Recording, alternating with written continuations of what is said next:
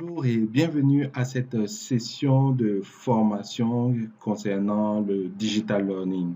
Je suis Ino Siago de Apps Learning, agence spécialisée dans la transformation digitale pour les entreprises du secteur de la formation. Et durant cette capsule vidéo, je souhaite vous parler de l'approche inversée en m'appuyant sur un cas d'utilisation avec Google Classroom. Il y a deux objectifs. Dans un premier temps, nous souhaitons que nos apprenants soient capables de comprendre l'approche par classe inversée et également de mettre en place une classe virtuelle avec Google Classroom. Un mot sur l'approche par classe inversée. La classe inversée est une approche pédagogique qui inverse la nature des activités d'apprentissage en classe et à la maison. Les élèves doivent impérativement étudier leurs cours chez eux pour que les activités en classe deviennent plus concrètes pour eux. En d'autres termes, le professeur publiera des ressources vidéo ou audio ou même en texte aux étudiants, aux apprenants qui pourront à la maison suivre ces cours et acquérir les premières notions, les notions de base. Et une fois ces notions-là bien ancrées en eux, une session sera organisée avec le professeur pour des questions-réponses et également des exercices d'application. Donc, cette méthode a pour avantage de permettre aux apprenants d'apprendre à leur rythme et ensuite de venir motiver pour la suite. Donc, voilà un peu. Le second point, c'est celui qui concerne Google Classroom. Google Classroom est une plateforme LMS de la suite Google. Il est gratuit et offre toutes les fonctionnalités possibles pour les petites classes. Donc, LMS veut simplement dire Learning Management System ou outil de gestion de contenu d'apprentissage. C'est en d'autres termes des plateformes qui facilitent l'interaction entre les professeurs et les apprenants. Donc, voici le programme de formation que nous allons utiliser pour notre cas d'utilisation. Il s'agit d'une formation pour Excel pour débutants. Donc, elle va s'étaler sur 4 semaines que voici. La première semaine va commencer du 8 mars au 12 mars et ainsi de suite. Donc, vous voyez un peu à quoi ça ressemble. Donc, je vais maintenant passer à Google Classroom. Donc, l'interface se présente comme suit.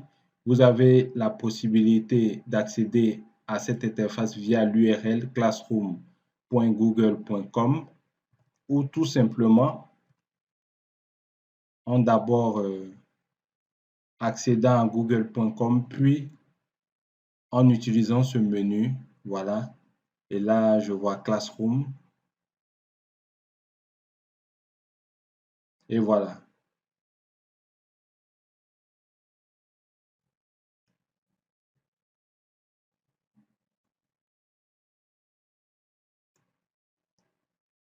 Et voilà. Donc, nous avons accès à notre interface. Donc, nous allons commencer dans un premier temps par créer un cours. Donc, en cliquant sur ce bouton, le bouton plus, créer un cours. J'accepte les conditions d'utilisation. Voilà, donc Excel pour débutants, la section outils bureautique. Voilà, l'objet et la salle sont optionnels. Donc, je crée.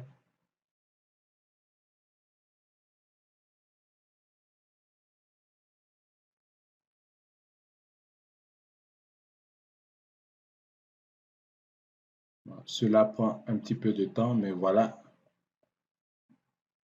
Donc, une fois créé, nous avons l'interface du cours qui se présente comme suit. Donc, nous avons 4 menus en haut, le flux, les travaux, devoirs, les participants, les notes, une bannière où est mentionné le titre de la formation du cours la section et le code qui permettra aux apprenants de s'inscrire automatiquement. Donc, nous avons en plus la possibilité de sélectionner un thème. Je vais prendre un thème beaucoup plus académique, donc comme celui-ci. Voilà. Et vous avez aussi la possibilité d'importer une image en bannière. Donc, voilà.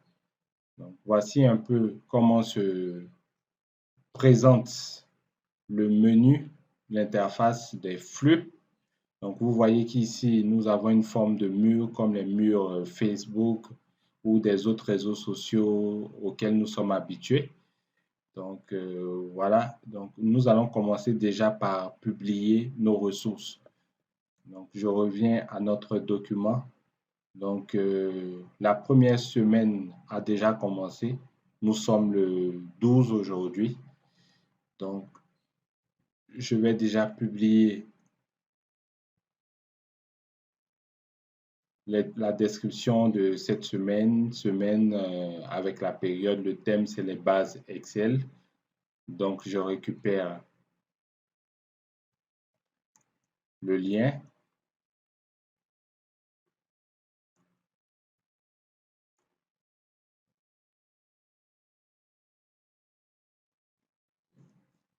Voilà, l'aperçu apparaît. Là, j'ai la possibilité de le publier. Je vais le publier immédiatement. Et voilà, j'ai l'annonce qui apparaît. Ensuite, je vais créer une annonce pour la séance Meet.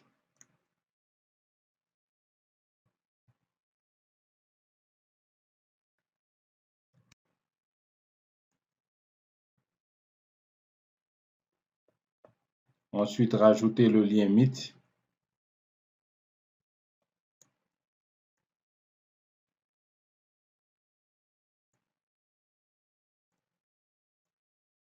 Pour le publier immédiatement vu que nous sommes le 12 aujourd'hui. Donc voilà. Ensuite, je vais faire la même chose pour les autres semaines.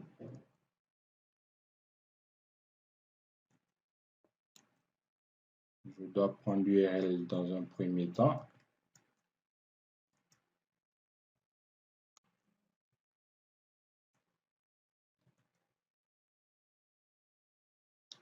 Mais cette fois-ci, il me faudra le programmer. Donc, en cliquant sur programmer et en choisissant le 15 à 8 heures. Vous voyez que cette annonce n'apparaît pas. Il sera visible le 15 à 8 heures. Donc, je fais pareil pour la séance Meet.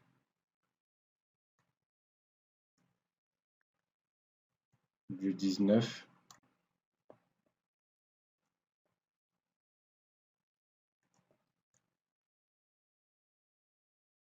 Vous remarquez qu'il s'agit du même lien Meet. Donc, vous pouvez créer plusieurs sessions avec différents liens.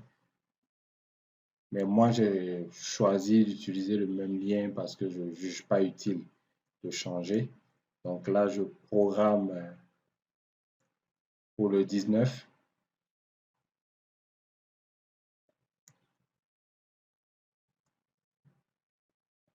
Ensuite,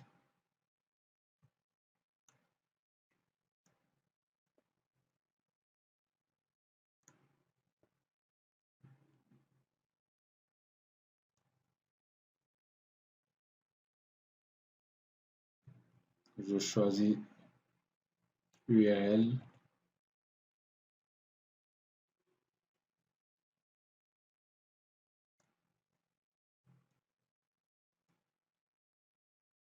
Cette fois-ci, c'est pour le 22.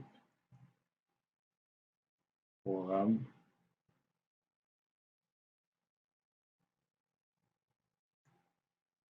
Je publie encore l'annonce de la séance Meet du 26.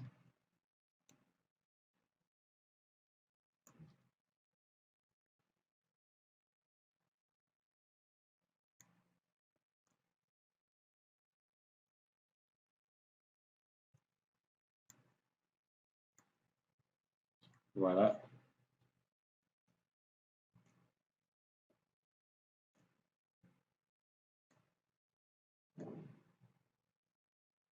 Il me reste la semaine 4, donc, qui concerne les certifications et quelques témoignages. C'est la même chose. Je programme pour le 29.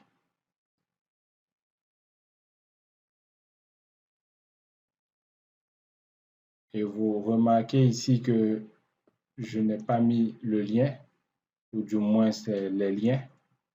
Donc, pour remédier à cela, je vais dans Annonce enregistrée. Voilà, je clique sur la semaine 4. Voilà, je choisis le lien ici.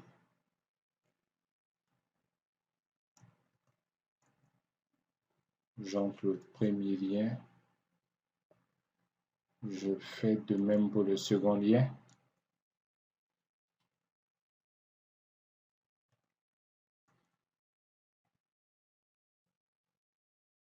J'entre le second lien. Vous voyez qu'il y a deux liens et je programme.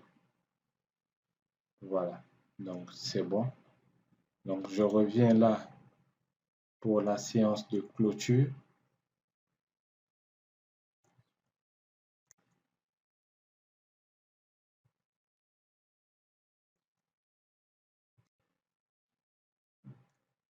J'entre le lien Meet.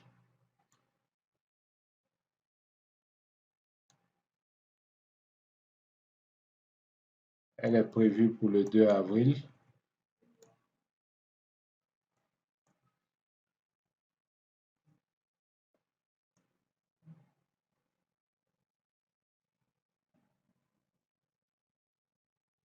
Et voici. Donc là, nous avons toutes les annonces publiées que voici. Donc, elles seront visibles au fur et à mesure selon la programmation que nous avons effectuée. Donc, voilà un peu comment cela fonctionne sur Google Classroom. Si vous avez d'autres questions, n'hésitez pas à nous contacter sur appslearning.com. Donc, il y a la rubrique Contactez-nous. Voilà, vous pouvez nous laisser un mail et nous serons ravis de répondre à votre question. Excellente journée et à bientôt.